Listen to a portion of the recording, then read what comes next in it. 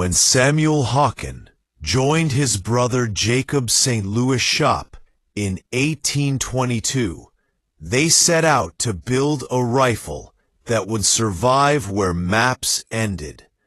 The result, first called the Rocky Mountain Rifle, became simply the Hawken, a half-stock, octagonal-barreled, percussion-cap plains rifle in .50 to .54 caliber with double-set triggers.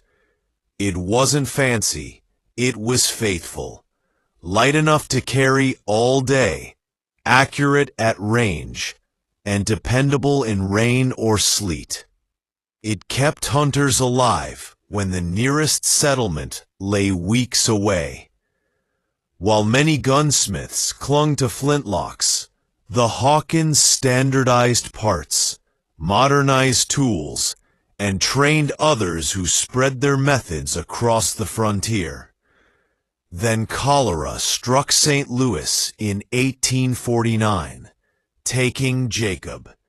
Samuel, Uncle Sammy to locals, rebuilt alone, keeping the name alive through fire, flood, and the gold rush's labor drain.